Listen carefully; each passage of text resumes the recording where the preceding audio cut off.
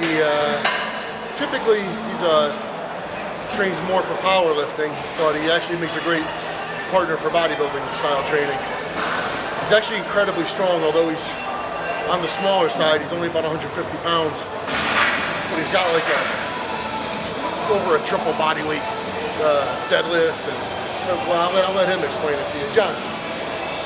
I hit a 535 deadlift.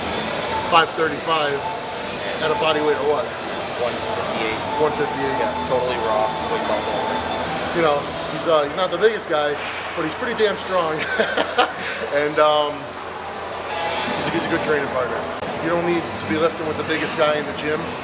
You don't even need to be lifting with a bodybuilder. But you need somebody who likes to train and somebody who shows up and somebody who busts ass.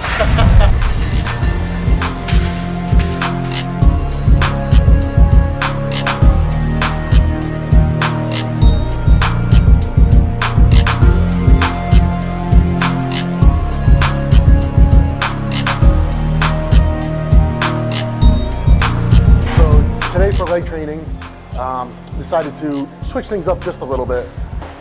Probably the past, I don't know, 4 or 5 workouts, they've kind of gone in the order of leg extension, leg press, sissy squat, squat. Sissy squats or something I would usually do in an off season, but as part of a superset, it enables me to really feel the tension up in the upper part of my quad, right in the meat of it. And oddly enough, since I've been doing them, although they're a movement that maybe puts a bit of stress on the knees, since I've been doing them, my knees have actually been really, really good this off season. Whereas typically, I'd start to feel them a lot with squatting and stuff like that. So I don't know, maybe strength is something, but I've been incorporating them a lot often. I really like them.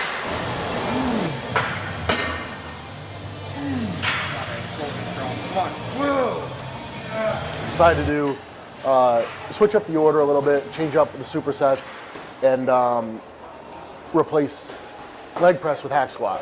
So the order today, we decided to come in and superset leg extensions with hack squats, or sissy squats rather, I'm sorry. And that really drove a lot of blood into the muscle, really pumped things up, and really kind of set in like, a good pre-fatigue. So by the time we went over to the hack squats, you really felt it, right off the bat. The knees were warmed up pretty good. For me on hack squats, it's kind of inevitable. I just always feel them in my knees a bit. But they were good. They felt different. It was a good departure from the standard leg press.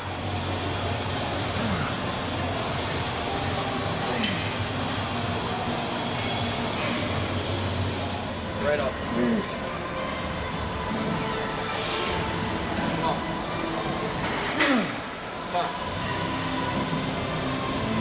Right up. There you go. Come on.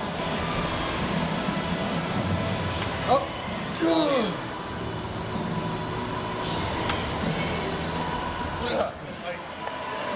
If I'm going really fast, all of a sudden I think, wait a minute, I'm not even really feeling my muscle. But if I go real slow, I keep it in the muscle all the time, so fuck, this hurts. Yep. I think it depends on the type of training you're doing too. Whether you're going for, obviously it's a power lift, you want it explosive on your way up. Yeah, very explosive. Because your goal is just to move that weight. Right. But obviously that's a lot of tendon. Yep. Joint, tendon, ligament kind of strength. Yeah, you're totally not focusing on like the contraction and expanding the muscles, which you would be here.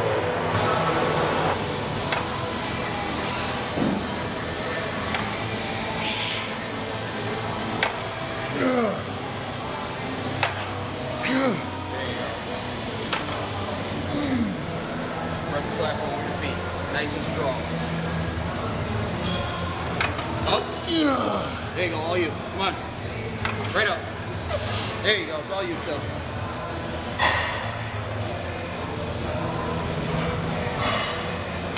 Up. All you. So strong. Come on.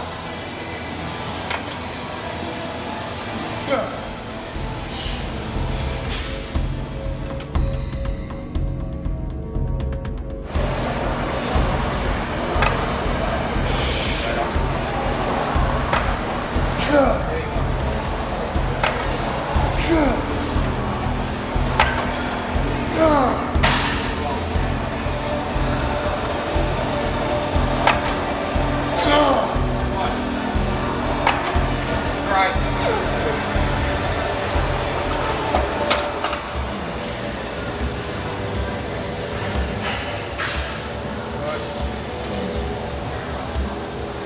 After that, moved on to squats, and squats were good. I had a little bit of a pull in my groin that happened about a month ago, so I'm really kind of like weary of it, and I've been conscious of that and trying to make sure I don't do anything stupid. But the leg training's been going really good. It's strong, it feels good, and I feel like I've seen a positive difference in the volume and the fullness in my legs. The strength is definitely improving. So, you know, we started with the leg extensions and the sissy squats, and then the hack squats were good. And then by the time we got to squats, I mean, it was, you know, one plate for 20 reps, 2 plates for 20 reps, 3 plates for 15, and then 4 for 10, and then 4 for 10 again.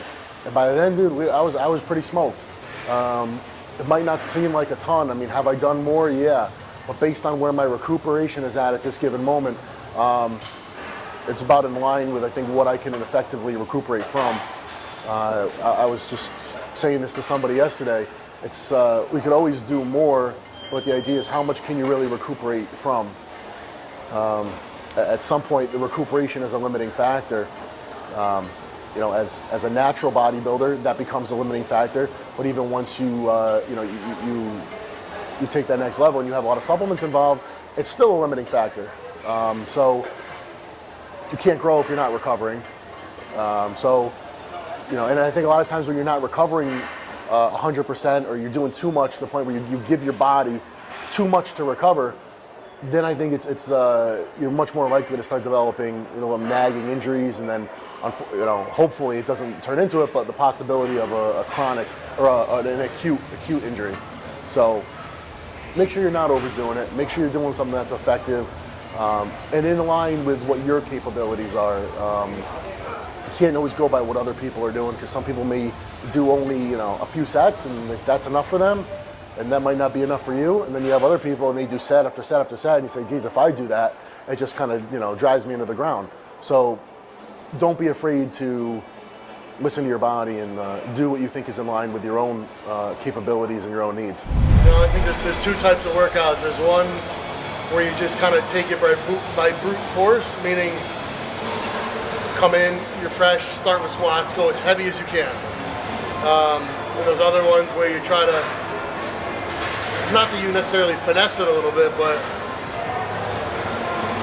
trying to take a different route, because I did that, you know, heavy, you know, come in and squat, first exercise, heavy every week, week after week after week. I did that for years, and you know, while it worked, it's just, I didn't find it to be sustainable. Things start to break down, man. It's good in the beginning, but when everything starts to hurt, you reach a point you just can't do it anymore. So you have to find a way to make a workout effective where you can, you know, still do that, you know, kind of those heavy, just purely compound movement workouts, but also find something to balance them with, so that you can, you know, there has to be an element of longevity, because if you're injured or, you know, something's fucked up, that doesn't do you any good. So you can't train, you can't compete. And if you can't compete, then, you know, at least in my case, it doesn't really do me any good. Next up is the Olympia. I hope to see a lot of you guys out there. I've been getting a lot of people asking, will I be there? Yes, I will be there. Prime will not be having a booth, but I'm sure I will, you know, I will be at the expo. I will be walking around. If you guys see me, make sure you grab me, make sure you say hi. I look forward to seeing you.